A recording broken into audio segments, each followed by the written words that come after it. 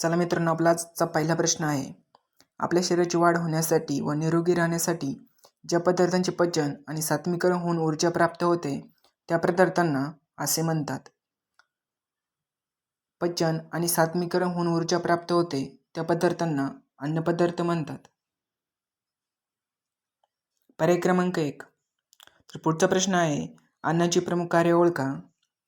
शरीराला ऊर्जा पुरवणे, शरीराच्या निर्माण कार्यात प्रमुख घटक असणे, रोगांपासून संरक्षण प्रदान करणे. तर पर्याय क्रमांक 4 अ ब क हे आपला उत्तर आहे.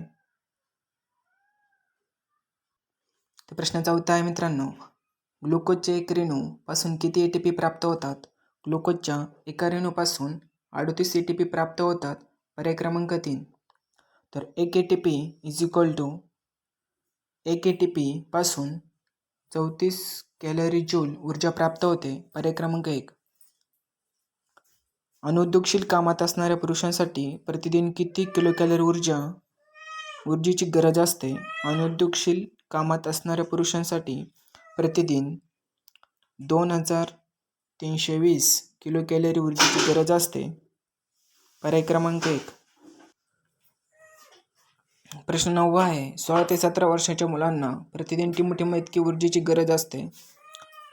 16 ते 17 वर्षाच्या मुलांना दररोज पर्याय क्रमांक 4 3020 किलोकॅलरी ऊर्जेची गरज असते. वाढत्या वयातील मुलामुलींना रोज साधारणपणे किती किलोकॅलरी ऊर्जा अन्नातून मिळवण्याची गरज असते? तर साधारणतः 2000 ते 2500 या दरम्यान किलोकॅलरी ऊर्जेची गरज असते. तर पुढचा प्रश्न आहे मित्रांनो, पोषक द्रव्ये हे अन्नपदार्थातील कार्बनिक पदार्थ आहे आणि अकार्बनिक पदार्थ आहे. तर पर्याय क्रमांक 3 अ आणि ब हे पर्याय उत्तर आहे. तर पोषक द्रव्ये कार्बनिक पदार्थ पण आहे आणि अकार्बनिक पदार्थ पण आहे. तर पर्याय क्रमांक 3 हे आपला बरोबर उत्तर आहे. तर पुढचा प्रश्न आहे मित्रांनो, अयोग्य जोडी ओळखा. पोषक द्रव्ये आणि त्यांचे काही गुणधर्म दिले आहेत. तर कार्बोहायड्रेट्स आणि मेद ऊर्जा समृद्ध स्रोत हे बरोबर आहे. प्रोटीन्स शरीर बांधणी, जीवनसत्वे आणि खनिजे संरक्षक अन्न हे पण बरोबर आहे. तर पर्याय क्रमांक 4 वरीलपैकी एकही नाही. तर पुढचा प्रश्न आहे मित्रांनो, शरीराची क्रिया घडवण्यासाठी कोणत्या पोषक तत्वापासून ऊर्जेची मुख्य गरज पूर्ण केली जाते? कार्बोदके या पोषक घटकापासून शरीराची क्रिया घडवण्यासाठी ऊर्जेची मुख्य गरज पूर्ण केली जाते. स्निग्ध पदार्थापासून आपली ऊर्जेची गरज थोड्या प्रमाणात भागवली जाते. तर पर्याय क्रमांक 1 कार्बोदके. पुढीलपैकी कोणत्या पोषक द्रव्यात नायट्रोजन आढळतो? नायट्रोजन हा सेल्युलोज या पोषक द्रव्यामध्ये आढळतो. पर्याय क्रमांक 3. तर पुढचा प्रश्न आहे मित्रांनो, योग्य जोड्या जुळवा. कार्बोदके, monosaccharide, proteins, amino acid, fats, triglyceride. पर्याय क्रमांक 1. तर पुढचा प्रश्न आहे मित्रांनो, अयोग्य जोडी ओळखा. अन्नातील घटक आणि शरीराला प्राप्त उष्मांक. कार्बोदके 4 kcal, proteins 4 kcal, fats 9 kcal पर ग्रॅम. तर प्रोटीन्स 4 kcal पर ग्रॅम. तर पर्याय क्रमांक 2 हा चुकीचा आहे. सामान्य माणसाला दररोज साधारणपणे किती ग्रॅम कार्बोदकांची गरज असते? सामान्य माणसाला दररोज 400 ते 500 ग्रॅम कार्बोदकांची गरज असते. निरपेक्ष प्रमाणाच्या दृष्टीने सर्वाधिक स्टार्च मकामध्ये आणि सापेक्ष प्रमाणाच्या दृष्टीने सर्वाधिक स्टार्च हे गव्हामध्ये. तर पर्याय क्रमांक 3 हे आपला आन्सर आहे.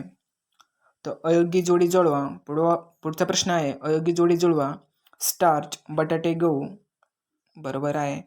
अन्नतंतुमय पदार्थ दूध अंडी मांस. प्रोटीन्स सोयाबीन वाटाणे मांस बरोबर आहे. तर अन्नतंतुमय पदार्थ दूध अंडी मांस पर्याय क्रमांक 2 हा चुकीचा आहे.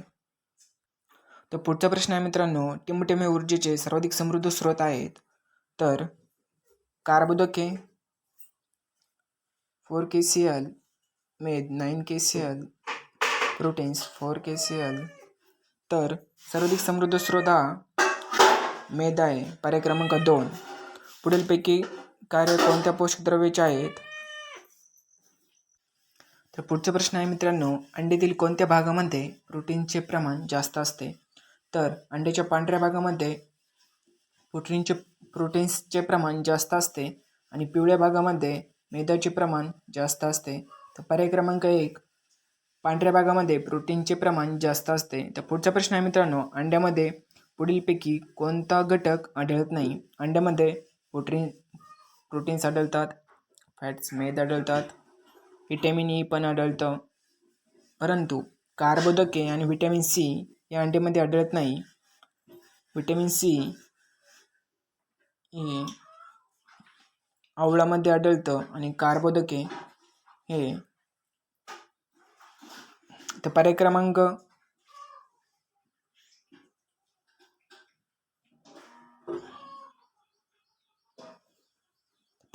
4 हे आपलं आन्सर असेल.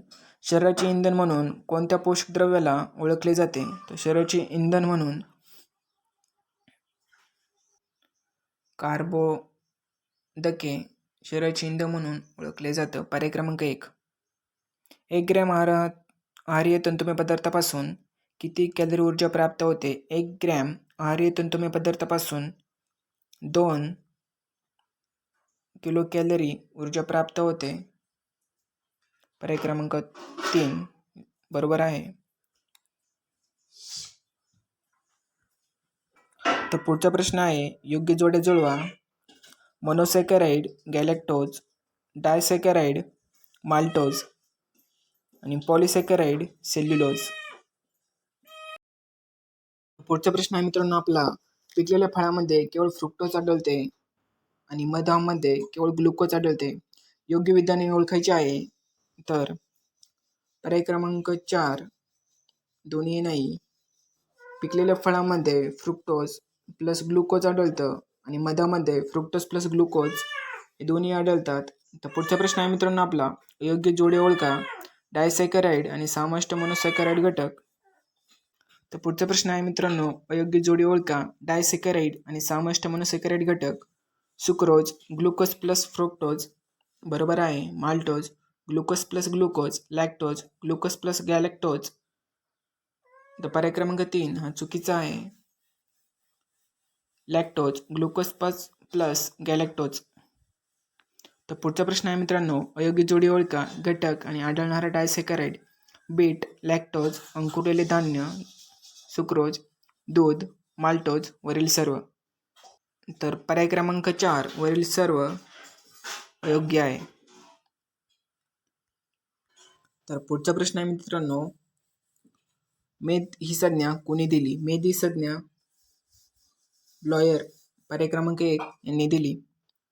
तर पुढचा प्रश्न आहे मित्रांनो, पुढीलपैकी कोणत्या द्रावणात मेद अद्रावणीय असतात? पाणी, बेन्झिन, कोलोफ्रॉम.